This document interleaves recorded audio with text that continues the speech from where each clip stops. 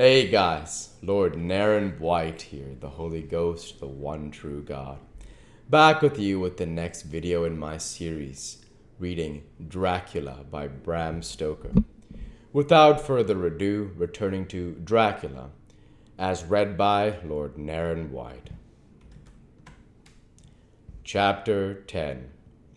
Letter, Dr. Seward to Honorary Arthur Homewood, 6 September. My dear Art, my news today is not so good. Lucy this morning had gone back a bit. There is, however, one good thing which has arisen from it. Mrs. Westenra was naturally anxious concerning Lucy, and has consulted me professionally about her.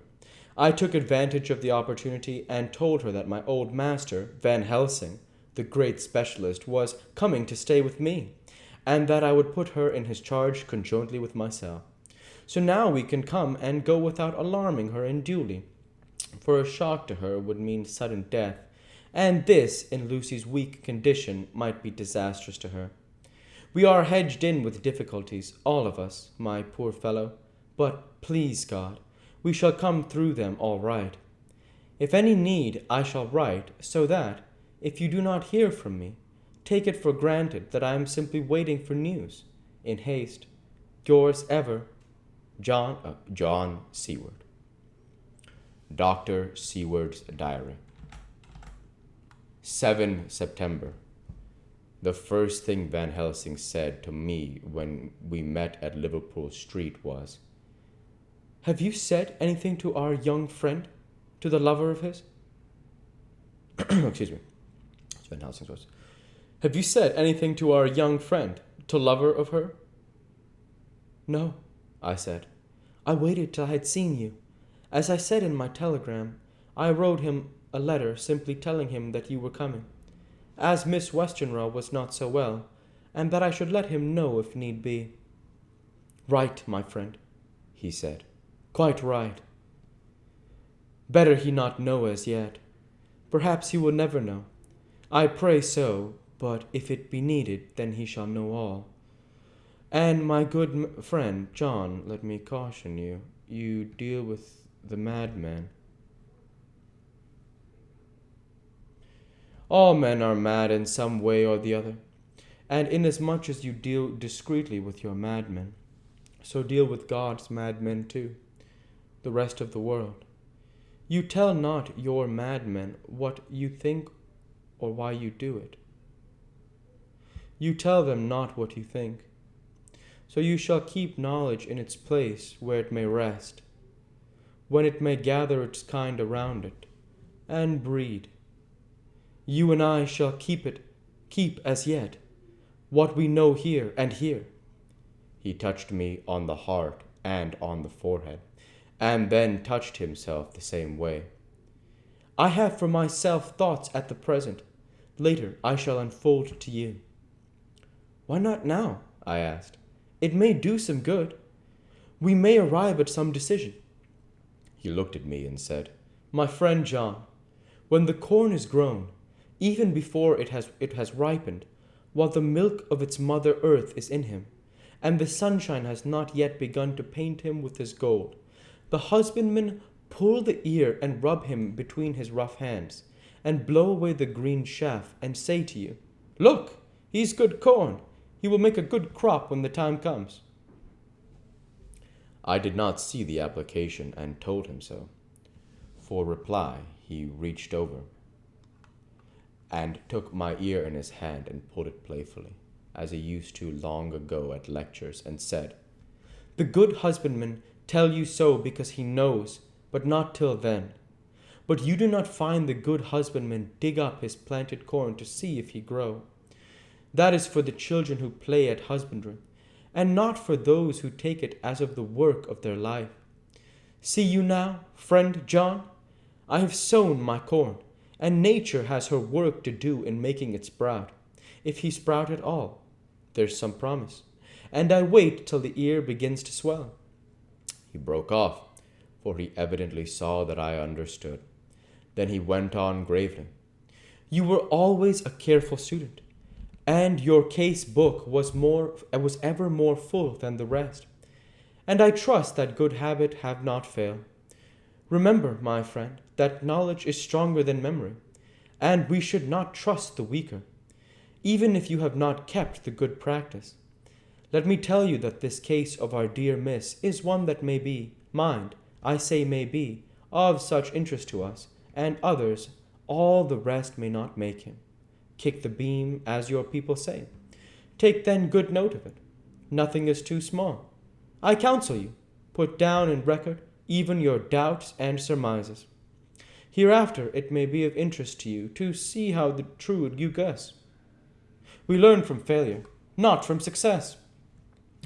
When I described Lucy's symptoms, the same as before, but infinitely more marked, he looked very grave, but said nothing.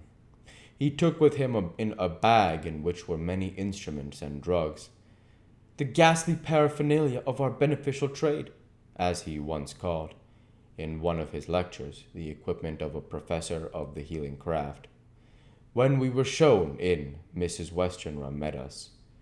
She was alarmed, but not so nearly as much as I expected to find her. Nature, in one of her beneficent moods, has ordained that even death has some antidote to its own terrors.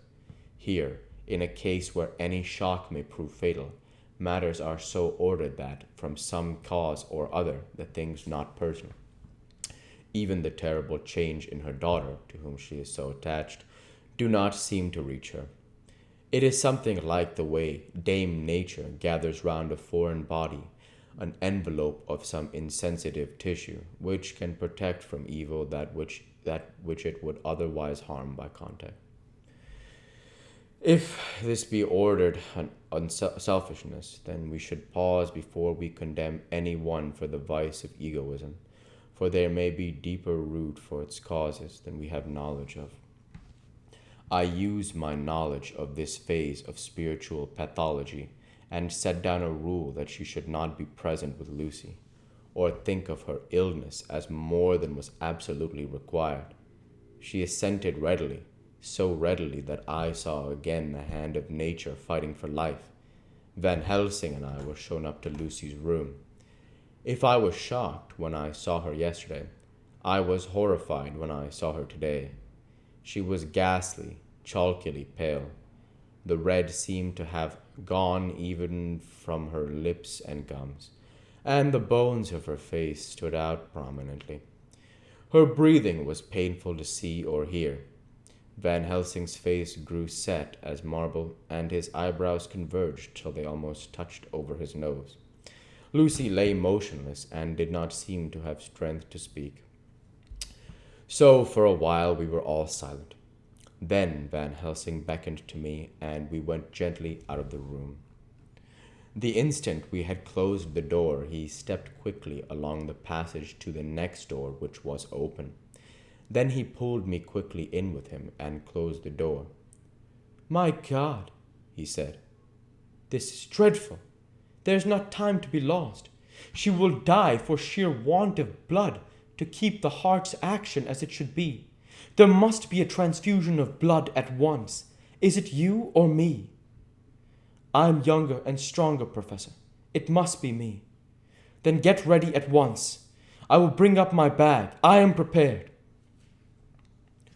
I went downstairs with him, and as we were going there was a knock at the hall door. When we reached the hall, the maid had just opened the door, and Arthur was stepping quickly in. He rushed up to me, saying in an eager whisper, "Jack, I was so anxious. I read between the lines of your letter, and have been in an agony. The dad was better, so I ran down here to see for myself. Is not that gentleman Dr. Van Helsing? I am so thankful to you, sir, for coming." When first the professor's eye had lit upon him, he had been angry at his interruption at such a time now. But now, as he took in his stalwart proportions and recognized the strong young manhood which seemed to emanate from him, his eyes gleamed. Without a pause, he said to him as he held out his hand, "Sir, you have come in time. You are the lover of our dear miss. She is bad, very bad. Nay, my child, do not go like that. For he suddenly grew pale and sat down in a chair, almost fainting. You are to help her. You can do more than any that live, and your courage is your best help. We'll go ahead and stop there for this week. As usual, I want to say thank you for watching, and I hope you enjoyed. Please like, comment, and subscribe, as it greatly helps the channel. Light be with you all. Take care, and thanks again.